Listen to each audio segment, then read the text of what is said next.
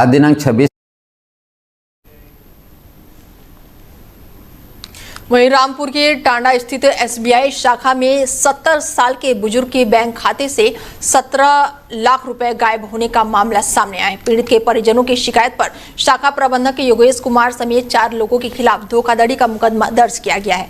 मोहल्ला शाहपुरा निवासी मोहम्मद अली का आरोप है कि उनके 70 साल के अनपढ़ पिता रियाज अली के खाते से मार्च 2025 में इलाज के लिए 24 लाख रुपए आए थे। आरोप है कि मिनी बैंक संचालक मोहम्मद आरिफ ने बायोमेट्रिक मशीन के जरिए अंता तक नहीं है। ऐसे में आरोप है कि 13 नवंबर 2025 को प्रमाण पत्र के नाम पर भी उन्हें गुमराह किया गया। फिलहाल पुलिस अब पूरे मामले की जांच में जुटी हुई है।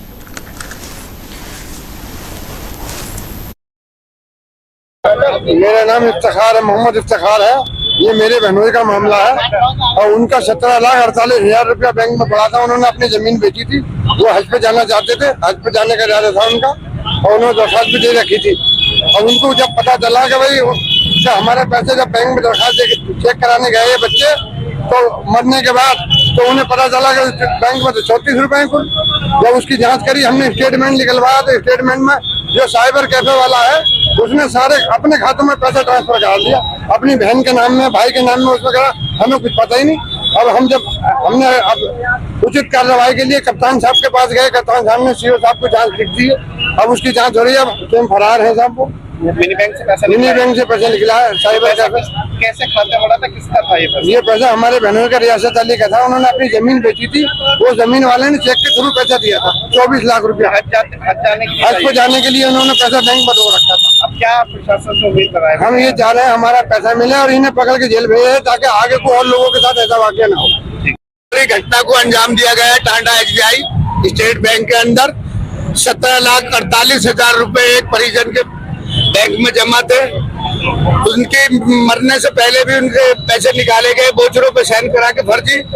और दूसरा, उनके मरने के बाद मृत्यु सर्टिफिकेट भी नहीं लगा, उसके बाद उनके पैसे निकाल लिए गए। बहुत बड़ा उसके साथ फ्रॉड किया गया। उनकी विधवा मरा हुआ चारपाई पे पड़ी है। जब बैंक पहुंचे तो उनके होश उड़ गए। 17,48,000 रुपए उनके खाते से गायब हुए। अब क्या चाहते हैं? अब हम ये चाहते हैं कि पब्लिक के साथ है, हम इन्हें इंसाफ चाहिए, उनका पैसा उन्हें वापसी मिले। अगर ऐसा हम आदमियों के साथ होता रहे तो बैंकों का विश्वास उठ जाएगा। लोग पैसा क्यों जमा करेंगे? स्टेट बैंक बड़ी बैंक मानी जाती है, बड़े बड़े कारोबारी, बड़े बड़े इंस्ट्रूमेंट इसको स्टेट बैंक को यूज करते हैं। अगर ऐसा हुआ एक आम नागरिक के साथ ऐसा हो रहा है तो बड़ी फर्मों के साथ कैसा होगा कि बिना चेक के, बिना उसके पैसा, बिना मृत्यु सर्टिफिकेट के पैसा निकाल लिया गया।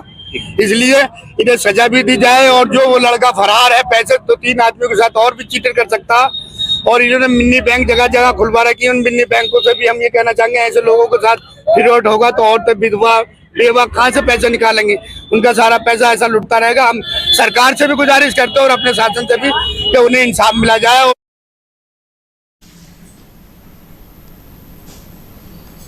फिलहाल खबरों में मेरे साथ इतना ही। दीजिए इजाजत, नमस्कार।